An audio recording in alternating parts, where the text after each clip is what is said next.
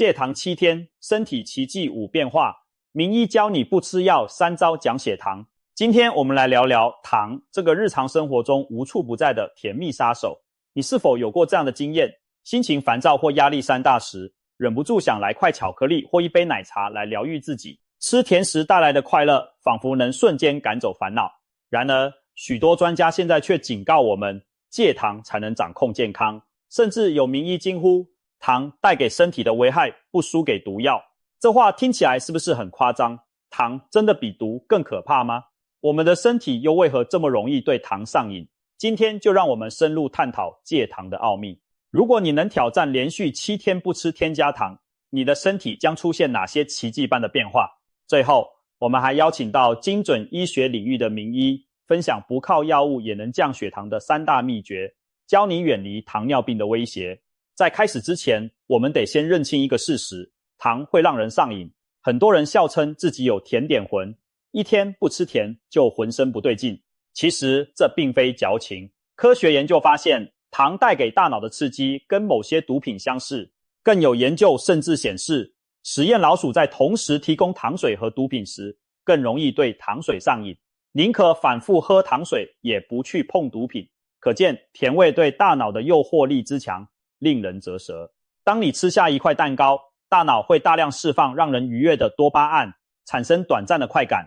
長此以往，大腦會渴望不斷重複這種快感來源。一旦缺糖，就感到情緒低落、煩躁不安。更可怕的是，經常高糖飲食還可能讓身體產生耐受性，也就是說，以前一杯含糖飲料就滿足的甜度，現在可能要2杯、3杯才能滿足。正如吸毒者需要越來越大的劑量，因此有人說吃糖就像吃毒，聽來驚人，其實並非空穴來風。糖帶來的危害遠不止發胖這麼簡單，除了讓人欲罷不能，過量的糖還會在體內引發連鎖反應，使胰島素長期處於超負荷工作狀態，引發胰島素阻抗，進而埋下糖尿病的種子。多餘的糖分轉化為脂肪囤積，造成肥胖、脂肪肝，還會增加體內的發炎反應，傷害血管和器官。難怪醫生們把糖稱作慢性毒藥，長期攝取過量精製糖，就像給身體埋下一顆健康炸彈。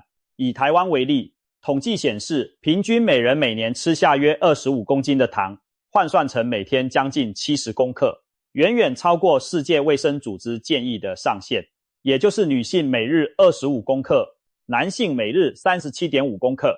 聽到這裡，你可能會問，那我是不是再也不能吃任何甜的東西了？連水果都不能碰嗎？別急，先不用絕望。所謂的戒糖，指的是戒掉額外添加的精製糖，並不是要你遠離所有帶甜味的天然食物。水果、蔬菜、牛奶、穀物等天然食材裡都有糖分，但它們同時含有纖維、維生素和礦物質，適量攝取對身體有益。我們的目標是戒掉多餘的精製糖，也就是加工食品和飲料中額外添加的那部分糖。明白了這點之後，我們就可以進一步討論如何擺脫對糖的依賴。想要甩掉糖癮，光靠驚人的意志力硬撐是很困難的。我們的大腦和味蕾早已被甜味馴服，突然完全不碰糖，很多人會出現所謂戒斷症狀，包括頭痛、疲倦、心情煩躁，甚至渾身不對勁。很多人戒糖頭1-2天會覺得格外疲憊或心情暴躁，這正是戒斷反應，不必擔心。通常熬過3到5天，這些不適就逐漸消退。別擔心，名醫提供了3個實用祕訣，讓你循序漸進戒糖，減少痛苦，同時有效戒除對糖的渴望。第一招，漸進減糖，避免陡然戒斷造成不適。不要明天開始就發誓1粒糖都不沾，這樣反而容易半途而廢。我們可以先從減少糖的攝取量開始做起，例如平常喝咖啡加2匙糖的人，先減為1匙。每天1杯手搖含糖飲料的人，先改為微糖或無糖奶茶。愛吃甜點的人，可以先規定自己1周最多吃2次甜食，然後逐步縮減次數。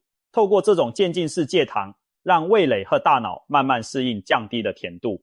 時間一長，你會發現以前覺得微甜的食物，現在吃起來也很甜，甚至喝到含糖飲料會覺得過於膩口。這表示你的身體正在擺脫對高濃度甜味的依賴。第二招，健康替代，善用天然食物滿足口腹之欲。很多人戒糖失敗，是因為一下子剝奪了所有甜食，心裡覺得人生頓時失去樂趣。我們不妨用一些健康的天然食品來替代精製糖帶來的滿足感。例如，想吃點心時，可以選擇新鮮水果或一小把堅果。水果雖然有甜味，但富含纖維和營養，升血糖的速度比蛋糕、餅乾慢很多，而且有益健康。又或者嘴饞時，喝一杯不加糖的水果茶、氣泡水，加上一點點蜂蜜或檸檬調味，比起含蔗糖的可樂奶茶要好得多。甚至可以嘗試黑巧克力，最好選擇可可含量70%以上的苦甜巧克力來取代牛奶巧克力，前者含糖量低，還有抗氧化物質。透過聰明的選擇替代品，你既滿足了口腹之欲，又不至於攝入過量的精製糖。有時喝一杯溫熱的無糖茶飲，或嚼一片薄荷口香糖，也能幫助口腔保持清新，轉移對甜食的注意力。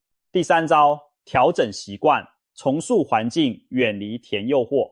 戒糖不光是食物的選擇，更包括生活習慣的調整。首先，盡量別讓誘惑出現在眼前，清理你的櫥櫃和冰箱，把餅乾、糖果、含糖飲料統統收起，或乾脆不囤積。有句話說，眼不見為淨。當家裡沒有甜食時，你自然不會動不動就想吃。其次，培養規律的飲食和睡眠。很多人會特別想吃甜的，往往是在熬夜疲累或三餐不規律、血糖低落時。保持充足睡眠和正常三餐，避免因為餓過頭導致血糖太低而狂想吃糖。再者，運動也是良藥。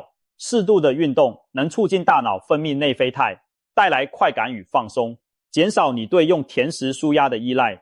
同時，試着培養其他紓壓方式。很多人壓力大時特別想吃甜食，所以平時可以用聽音樂、泡澡、找朋友聊天等方法來舒緩壓力，不要每次都靠甜食慰勞自己。最後，不妨給自己設定一個戒糖目標，並且記錄下來，每天記錄自己攝入了多少糖，在日記或手機應用程式上打卡7天。當你看到自己一天天堅持下來，成就感會幫助你更有動力繼續下去。以上3招，漸進減糖、健康替代、環境調整，合力出擊，可以大大提高戒糖成功的幾率。其實戒糖就像訓練味蕾，重新認識食物的過程。當你真正戒掉高糖食品一段時間後，你會驚奇地發現，原來不加糖的食物也有天然的甘甜美味，水果本身竟然這麼甜，甚至蔬菜裡也能吃出淡淡的甘味。這時你就算偶爾吃到蛋糕，可能也會覺得甜得發膩。你的舌頭等於重新開機，重建了對甜味的感受閾值。很多人戒糖成功後，回頭再嘗試以前愛喝的含糖飲料，都驚呼：天哪，這也太甜了！我以前竟然天天喝。這就是戒糖帶來的改變。說了這麼多，究竟戒糖對身體有多大好處？真的只要7天不吃糖，身體就會出現奇蹟嗎？聽起來難以置信，但越來越多人以親身經驗證明，短短1周遠離精製糖，身體竟然會有脫胎換骨般的改變。我們總結了戒糖7天後身體出現的5大驚人變化，現在就來為大家一一道來。1. 精力充沛，頭腦更清晰。很多人以為大腦需要糖分，所以吃甜食能提升專注力和思考能力。然而事實恰恰相反，過量攝取糖分會讓頭腦變遲鈍，血糖的劇烈起伏會干擾腦內化學物質的平衡，影響記憶力和認知功能。當你高糖飲食時，血糖先飆升再驟降，這種過山車般的血糖曲線會讓你感到疲倦、注意力不集中，甚至腦中一片混沌。戒糖1周後，你會發現自己的精神變好了，一整天能量穩定，不再出現下午突然哈欠連連、打不起精神的狀況。由於擺脫了高糖帶來的腦部慢性發炎，你的思緒變得更清晰靈敏，記憶力和專注度都有所提升。許多人驚訝地發現，戒糖幾天後，早上起床變得更容易，頭腦清醒得更快，工作學習時也比較不容易分神。這種腦力提升的感覺，難道不比短暫的糖分快感更划算嗎？一位平常下午總需要來杯含糖手搖飲提神的上班族，在戒糖後分享說，現在整天下來頭腦都很清醒，下午不再犯困，也不需要糖分來強行提神了。2. 皮膚變得更乾淨透亮。愛美的你一定關心這點，戒糖對皮膚居然也有明顯的好處。吃很多糖的人容易面臨膚質困擾，比如長痘痘、粉刺、出油，甚至提早出現細紋。罪魁禍首就是糖引發的糖化作用和發炎反應。當我們攝入過多精製糖時，血糖頻繁飆高會刺激胰島素大量分泌，而胰島素是促進發炎的荷爾蒙之一。高胰島素水平會使皮脂腺分泌旺盛，毛孔阻塞，難怪甜食吃多了，痘痘跟着冒出來。同時，過量的糖分子在體內和膠原蛋白結合，產生所謂糖化終產物。這些物質會破壞皮膚的彈性纖維和膠原蛋白，讓皮膚失去彈性，產生皺紋和粗糙暗沉。有皮膚科醫師甚至把糖稱為膠原蛋白的小偷。當你開始戒糖，不再攝入那些多餘的精製糖，1周左右你就可能發現皮膚有了變化，出油減少，額頭與鼻子部位不再整天油光滿面，痘痘粉刺明顯減少，原本反覆發炎的痘痘開始癒合平息，膚色看起來比較均勻透亮，不再動不動就泛紅。長期持續下去，膠原蛋白流失趨緩，細紋和鬆弛也會減少。有皮膚科醫師指出，許多長期被痘痘困擾的年輕人嘗試戒糖幾周後，臉上的粉刺痘痘大幅減少，出油狀況也改善許多。可見少吃糖對肌膚確實有正面影響。有人戒糖1個月後照鏡子，驚喜地發現自己仿佛偷偷做了美容保養，氣色煥然一新，肌膚狀態年輕了好幾歲。3. 睡眠品質提升，從淺眠變熟睡。你是否有過半夜突然醒來，翻來覆去難以再入睡的經驗？如果是的話，回想一下你晚上是不是吃了很多甜食或喝了含糖飲料？研究顯示，高糖飲食會干擾睡眠週期，睡眠中最重要的深度睡眠期和做夢的快速動眼期都可能因過多糖分而受到影響。高糖引發的血糖波動與腦部興奮會讓人容易半夜醒來或淺眠。當你戒糖後，這種情況常常大幅改善。很多人在戒糖幾天後，明確地感受到睡覺比較沉，比較不容易醒來。由於夜間睡得更穩更深，你白天起來精神狀態也跟着提升，不再覺得睡不飽、頭昏腦脹。有人形容晚上攝入過多糖分，就像在體內打了一劑強心針，讓人難以安然入睡。反之，晚餐避免甜食，可讓身體更快進入放鬆模式，更易入眠。許多人戒糖後發現，那種很久沒有體驗過的一夜好眠的感覺回來了。充足而高品質的睡眠又進一步降低了體內的壓力，荷爾蒙有助於控制體重和血糖，可謂良性循環。4. 體重下降，內臟更健康。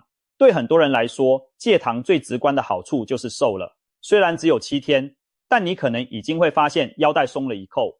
這首先是因為戒掉甜食後，總熱量攝取降低了不少。糖本身不含營養，卻提供高熱量。一杯含糖飲料就有上百卡，一片蛋糕更驚人。這些熱量很容易轉化為脂肪堆積起來。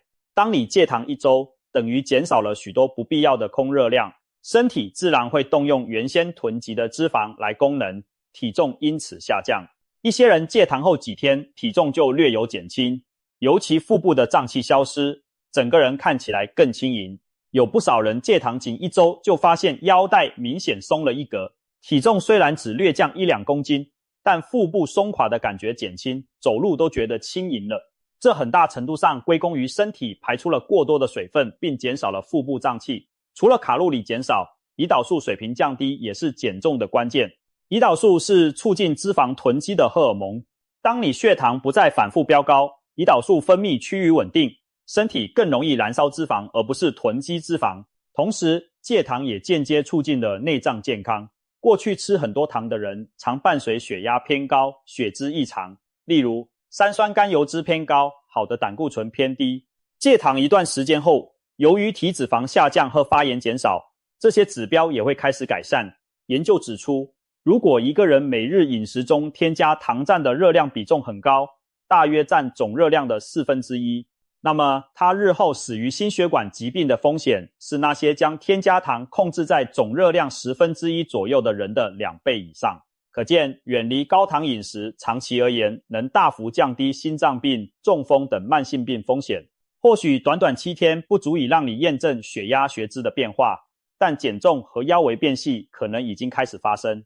更令人振奮的是，一些戒糖者反映腰圍減少的同時，精神體力卻更好，因為身體逐漸適應以脂肪作為燃料，能量供應反而更穩定持久，不再像以前吃很多甜食時那樣容易疲倦想睡。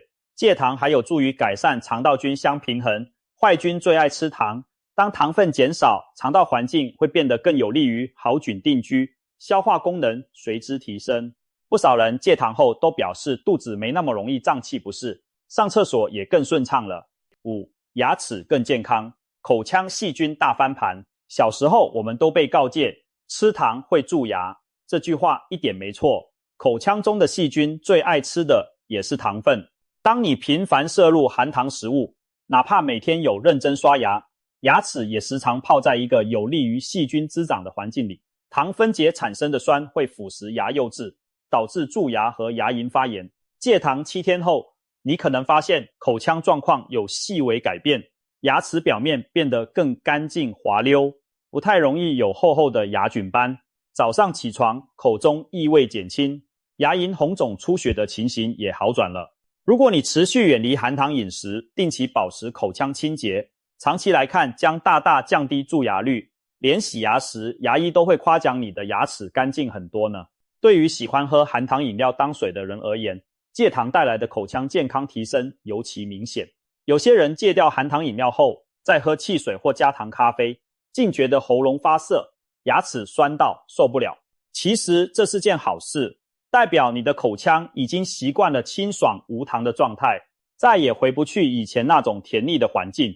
有牙醫分享，他的一些病人在減少含糖飲食幾周後回診時，牙齒上的牙菌斑比以往少了許多，牙齦發炎的情況也有所好轉，可見戒糖對口腔健康的確大有益處。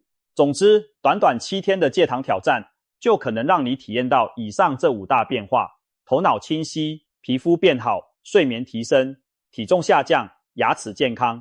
這些轉變對很多人而言是相當震撼的，難怪有人形容戒糖是人生最值得的改變之一，甚至連心理狀態也受益。不少人表示戒糖後情緒比以前平穩，不再有血糖驟降引起的焦躁和易怒，整個人更冷靜自在。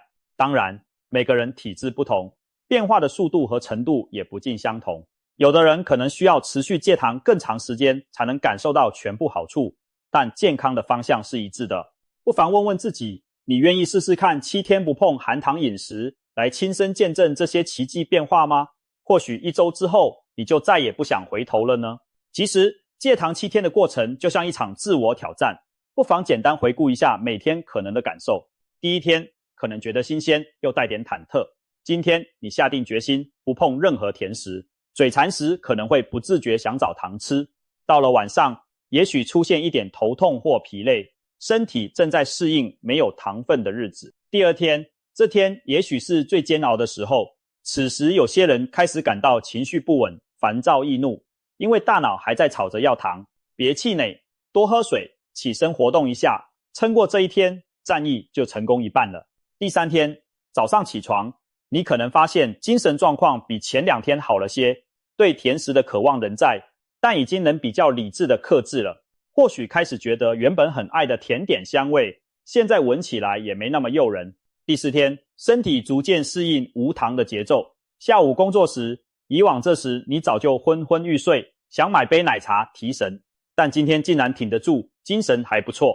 晚上照鏡子，隱約覺得肌膚沒那麼出油了。第5天，味覺開始變敏銳，吃原本無糖的食物似乎嘗出了些甜味。睡前沒有血糖震盪帶來的飢餓感，整個人很放鬆的就寢，體驗到久違的安穩睡眠。第6天，清晨醒來，感覺神清氣爽，站上體重計，指針微微下降，讓你暗自高興。穿衣照鏡時，腹部似乎平坦了一點點。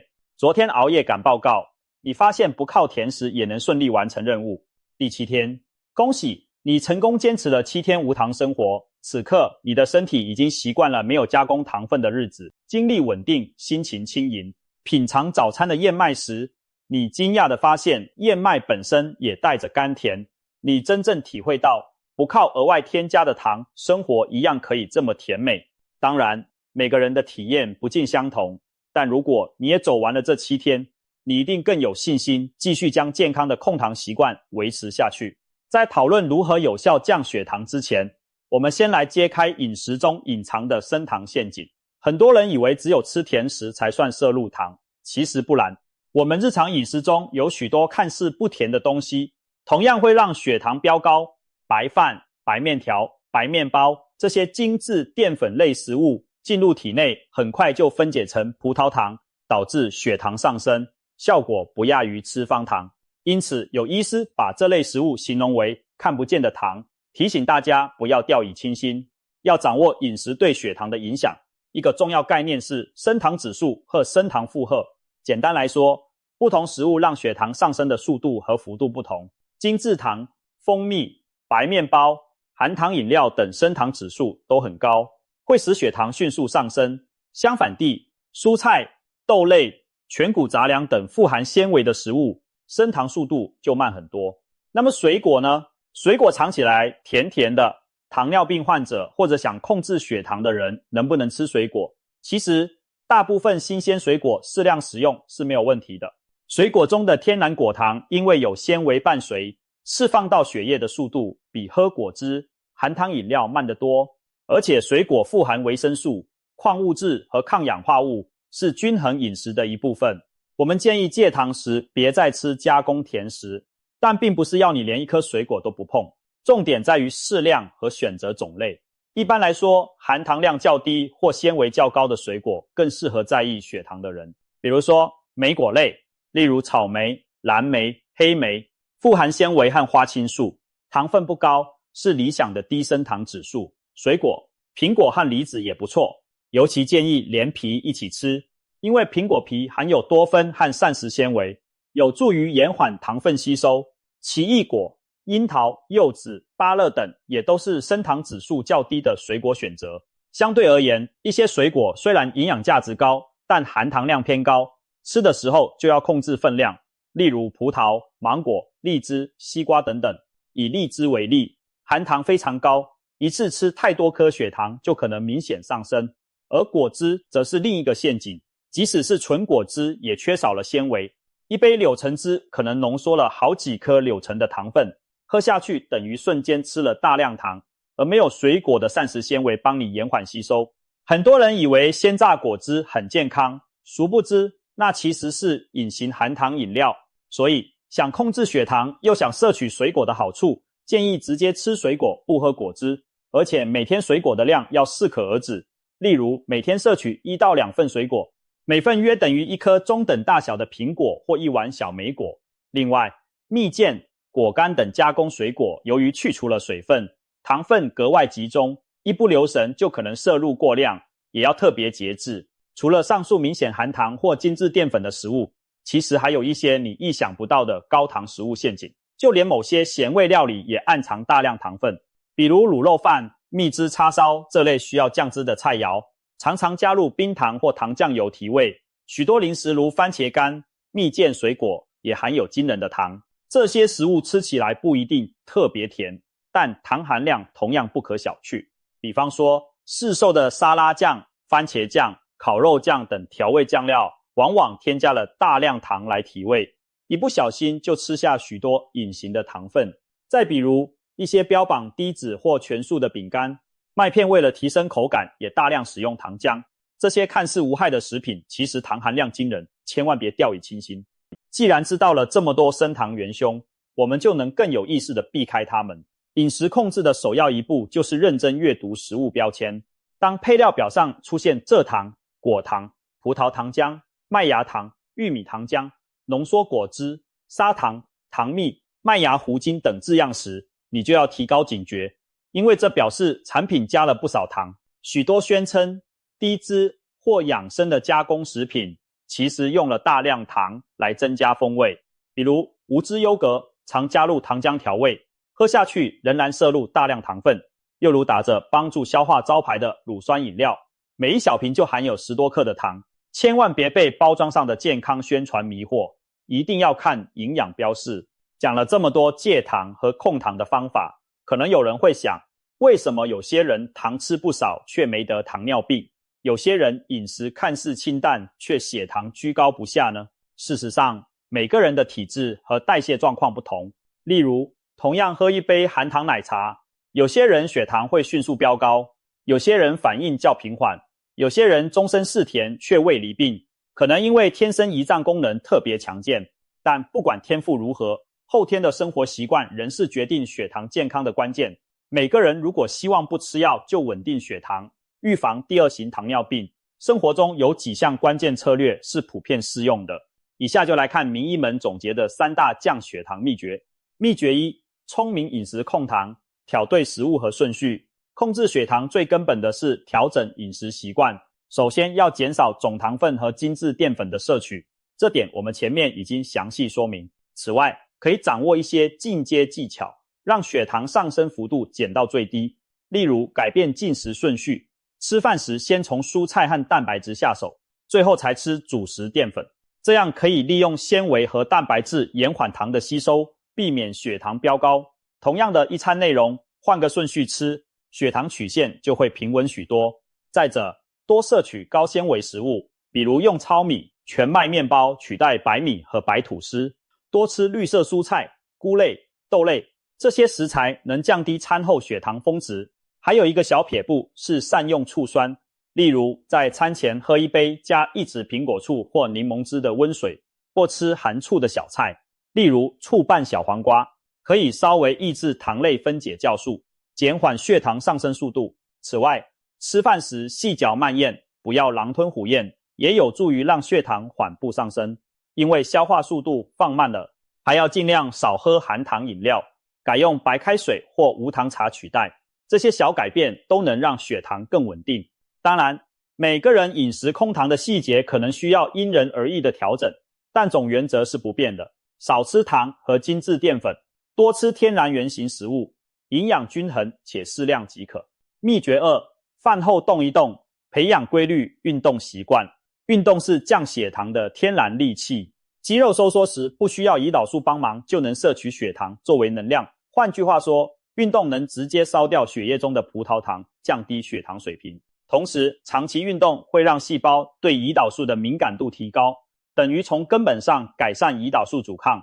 對於想控制血糖的人來說，每天進行有氧運動，例如快走、慢跑、游泳，再配合阻力訓練，像重量訓練、伏地挺身、深蹲等增加肌肉的運動，是最理想的組合。特別推薦飯後散步15到30分鐘這個小習慣，在餐後血糖開始上升時去走路，可以明顯降低餐後血糖峰值，讓身體更平穩。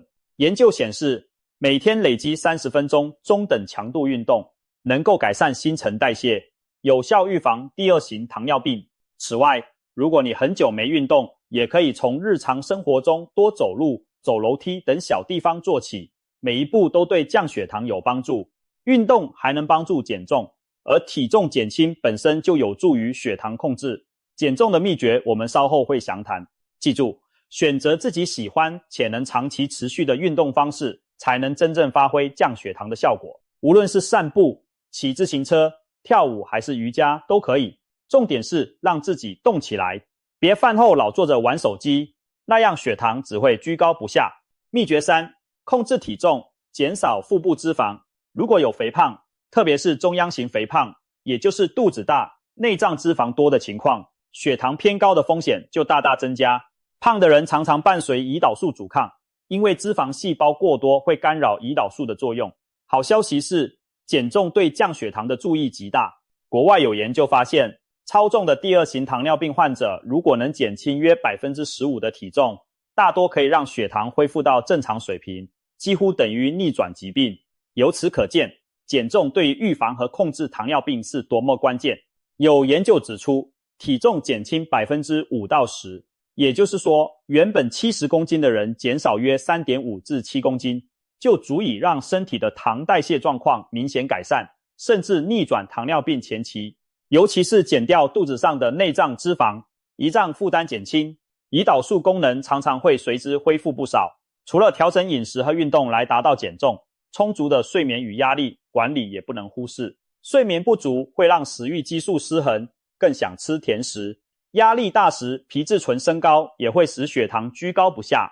所以要降低血糖，請確保自己睡眠品質良好，學會適當放鬆減壓。當然，體重控制並非一蹴而就，需要耐心和毅力，但只要持續往這方向努力，不僅血糖會降，血壓、血脂等整體健康指標也會隨之改善。以上3招總結起來，無非是管住嘴、邁開腿、減脂肪。聽起來很簡單，做起來需要恆心，但它們的確是遠離糖尿病的最有效策略。許多成功把血糖控制在正常範圍的人，都不是靠吃神奇偏方或猛灌保健品，而是踏踏實實從日常生活下手，調整飲食、規律運動，並維持健康體重。常有人感嘆，人生苦短，為何不盡情享受甜食？的確，我們不需要把糖妖魔化到談之色變的程度。偶爾品嘗甜點，過節吃塊蛋糕，對大多數健康人來說，並非大逆不道。然而，在這個糖過量的時代，我們更需要有意識的節制，才能換來長久的健康與活力。7天戒糖只是個開始，它讓你親身體會到身體的改變，也證明了我們完全有能力掌控自己的健康走向。或許一開始戒糖有些辛苦，但當你感受到那種頭腦清明、身輕如燕、膚質變好的狀態，你會發現少了糖，生活品質反而提升了。一旦度過了對糖的依賴期，你會驚訝，原來真正的美食不需要過度甜蜜，自然的滋味更加動人。最後，回到一開始的那個問題，糖真的比毒更可怕嗎？對於沉迷甜食而不自知的人來說，糖或許正像溫柔的毒藥一樣蠶食着你的健康。而現在，你已經了解了戒糖的好處與方法，也學到了不用藥物就能降血糖的生活秘訣。無糖的生活並不乏味，你會發現天然食物有其迷人的清甜滋味，而且擁有健康的身體本身就是最甜蜜的事。健康掌握在自己手中，讓我們從今天開始試着與糖保持距離，挑戰7天甚至更長的無糖生活。相信當你親眼見證了身體的奇蹟變化，再回頭看那一堆甜食時，你會露出淡然一笑，因為真正的甜蜜來自健康的身心，而不是那一時的味蕾刺激。準備好了嗎？就讓我們一起踏上戒糖之旅，迎接更清爽自在的未來。